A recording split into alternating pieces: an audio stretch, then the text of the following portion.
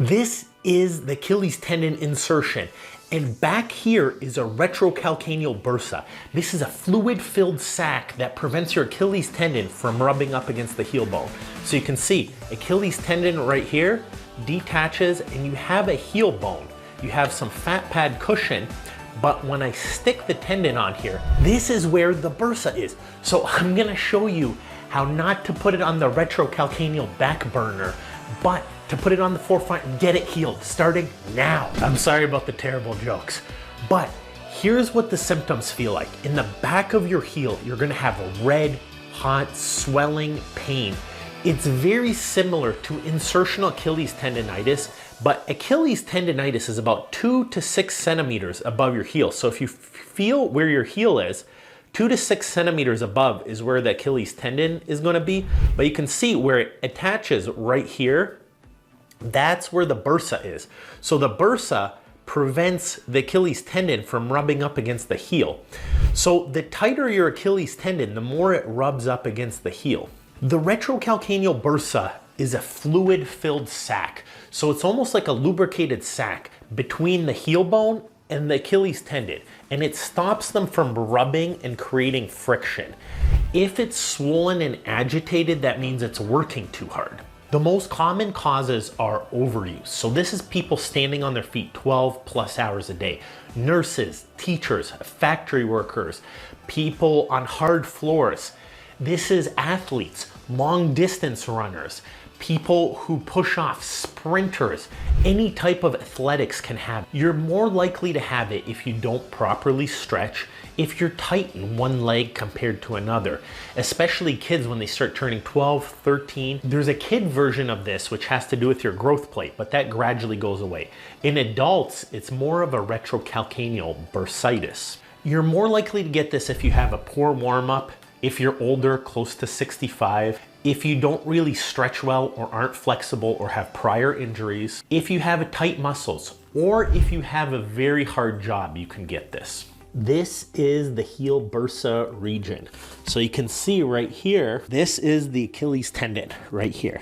And this is the heel bone that it attaches. So the heel bone starts here and ends right here.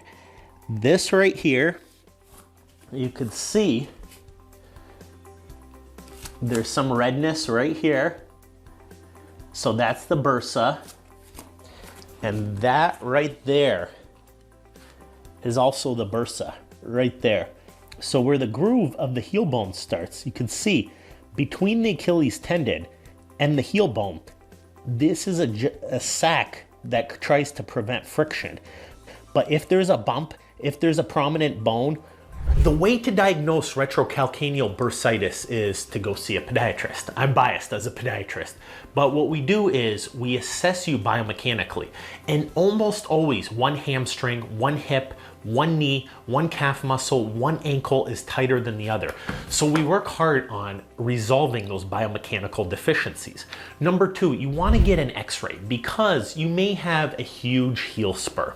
So a heel spur can happen in the back right here, right where the bursa is. So a spur on a bursa and Achilles tendon insertion pain is not a great combo. So an x-ray can sometimes help. If we suspect split tearing or damage to the Achilles insertion, we get an MRI. Or in the office, I like to do an ultrasound since we have one available. If there is significant damage, here's what we do treatment-wise. Treatment for the retrocalcaneal bursitis. First, we like to start light. Most people don't need surgery or medications.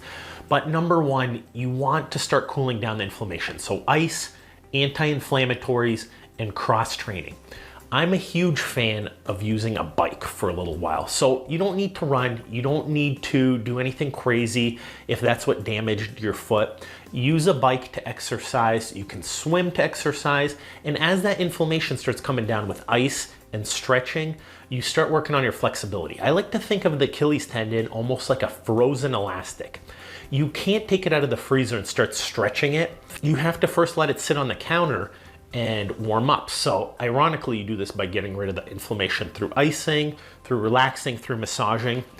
One great thing I like is a massage roller. Studies show that if you take this and you massage the calf muscle right here for 1 to 2 hours, it gets the inflammatory fluid out of there, and that's a great time to do some stretching. So first you massage it out with a roller or a foam roller, and then you stretch. That's where studies show you get a lot of benefit. The massage, there's no permanent benefits of massage rolling. It just kind of loosens you up for a while so that you can stretch and get through your workout. So after you take down your inflammation and you start stretching and you start cross training, you gotta get a good pair of shoes. So not that this is the world's best pair of shoes right here, but this is good enough right here. Shoes need to be supportive. They need to be stiff in the middle. They need to have a stiff heel, and they need to have a flexible front. There are minimalist shoes, but I don't recommend it in this case, unless you're a great athlete already. If you're a great athlete, we have a great minimalist shoe guide that can help you out right here. So this is, if you think you can run like a 5K or more, maybe consider minimalist shoes. But if you're older, if you're stiffer, if you're really sore, this is the shoe guide for you.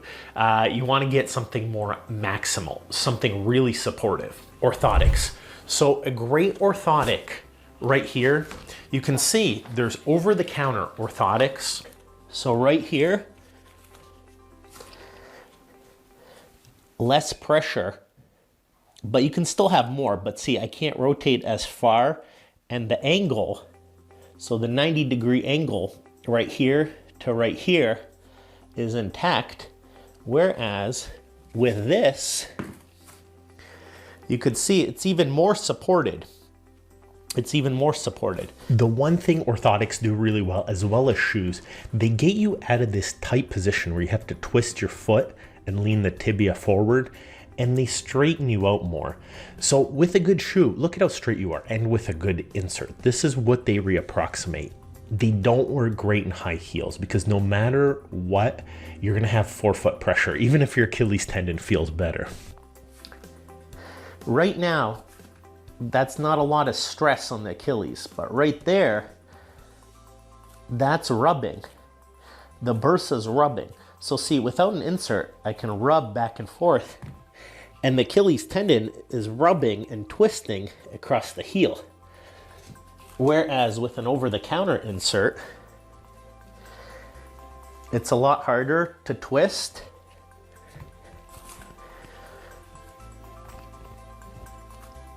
And with the insert, it's even harder to twist. So you can see not as much pressure, and the heel